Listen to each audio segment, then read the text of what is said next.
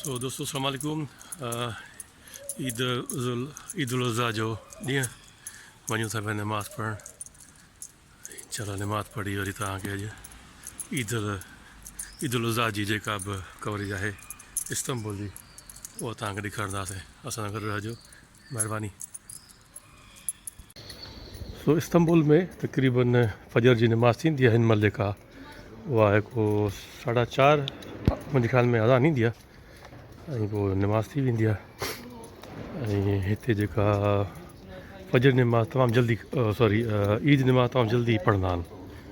सो अॼु जो जेको टाइम आहे उहा 6:20 ते ईद जी नमाज़ पढ़बी।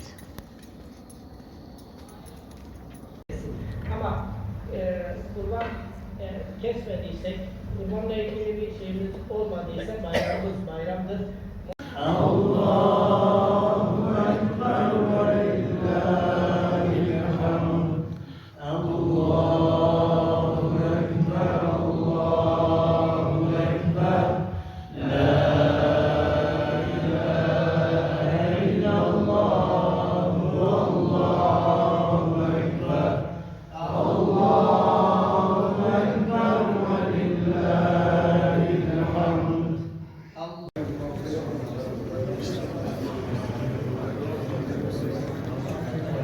सो दोस्तों खैर सां नमाज़ थी हुई असांजी। तव्हां सभिनी खे हज मुबारक हुजे, हज जी ईद मुबारक हुजे तव्हांखे। सो हिकु भेरो ॿीहर वरी तव्हां सभिनी दोस्तनि खे मिट माइटनि खे मुंहिंजी तरफ़ां हज वारी ईद, वॾी ईद ऐं ज़िल हज ईद वारी तव्हांखे मुबारकबाद हुजे इस्तांबुल मां। सो अॼु जी कवरेज तव्हांखे इंशाल्लाह ॾेखारींदा त हिते उज़ई जी ईद कीअं थींदी आहे। सो असां सां गॾु रहजो, वरी महिरबानी।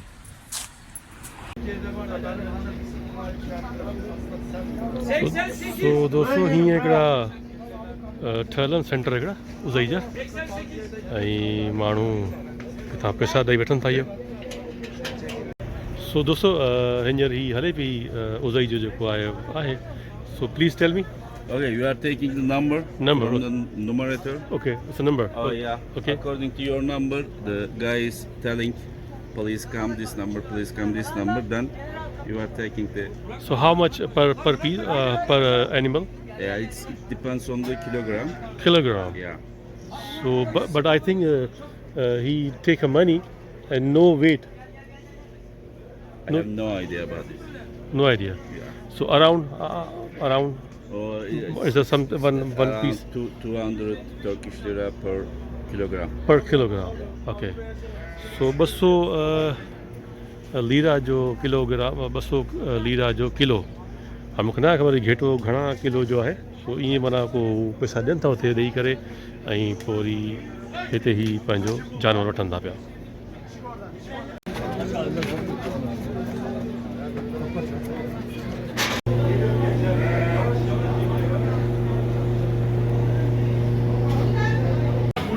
सो दोस्तों हीअं अंदरि पोइ अचे थो माल, पोइ हिनखे ही हलाल कंदा आहिनि। सो इहो आहे नंढो सो माल वाल।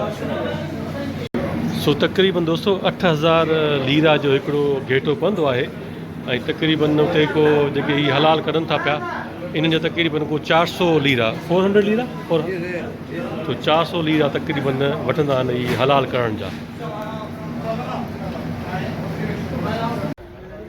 सो दोस्तों हीअ वरी वॾो माल आहे। हाणे हीअ सेंटर माना ईअं इस्तांबुल में ठहियल आहिनि पूरा कवर सम्झो ऐं अंदरि जानवर बीठा आहिनि। तव्हां पसंदि कयो ऐं वज़न कयो ऐं पैसा ॾियो ऐं तव्हां वरी अंदरि जीअं स्लॉटर हाउस आहिनि उते वञी तव्हां हिनखे उहो पाण हलाल करे तव्हांखे नंढड़ा पीस जेके तव्हां चाहींदा उहे तव्हां करे। अंदरि मशीन लॻियल आहिनि, इलेक्ट्रिक मशीन लॻी पई अथनि त उन सां गोश्त खे जेको आहे नंढड़ा पीस जेके तव्हांजी डिमांड आहे उहा तव्हांखे करे ॾींदा। ऐं वरी ही गाॾियूं बीठियूं आहिनि उन्हनि जूं जेके किचिरे जूं जेका बि वेस्टेज आहे उनखे ही यानी यकदमि खणी हितां कढी वेंदा आहिनि। सो तमामु सुठो ज़बरदस्त माहौल आहे हिते यानी उज़ई जो जेको जानवर उनखे हलाल करण जा। सो तक़रीबन ही आहे को 16000 लीरा जो चवंदा हिकिड़ो अधु पीस थींदो, डिपेंड थो करे वज़न जे मथां, पर 16000 लीरा। हाणे तव्हां 16000 लीरा खे तव्हां कन्वर्ट कयो पाकिस्तान रुपीज़ में तव्हां ख़बर पइजी त घणे थो पए वॾो जानवर। सो दोस्तों इन्हनि सेंटरनि में तुज़ाई वारी ईद ते हिननि को ख़बर न आहे सरकार तरफ़ां कंहिंजा चांहि ऐं हिकिड़ो नंढो बंदि तव्हांखे फ्री में ॾियनि था पिया।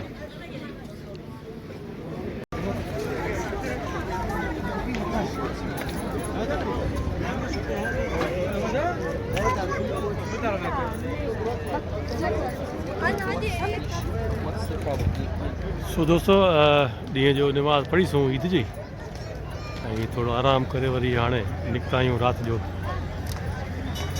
तक़सीम स्क्वायर। ही तक़सीम स्क्वायर आहे ऐं ईद जो ॾींहुं आहे अॼु।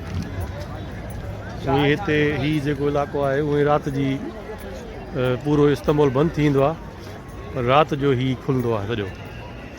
सो इन सां तक़सीम स्क्वायर आहियूं सॼी ही आलिशान मस्जिद ठहियलु आहे हे तक़सीम स्क्वायर। सो ही जो मैदान आहे तक़सीम स्क्वायर जो। सो तव्हांखे अॼु ईद जे ॾींहुं जो जेको आहे तक़सीम स्क्वायर दीदार कराईंदासीं। वरी इस्तक़लाल स्ट्रीट आहे उहा वक़्तु हलूं था पिया।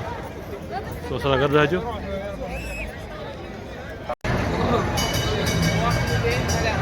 सो दोस्तों ही स्ट्रीट तक़रीबन 1.5 किलोमीटर खां थोरो घटि आहे तक़सीम स्क्वायर खां वठी गलाटा टावर ताईं। सो इस्तक़लाल स्ट्रीट आहे ही हमेशह ईअं राति जो भरियलु हूंदी आहे हिते।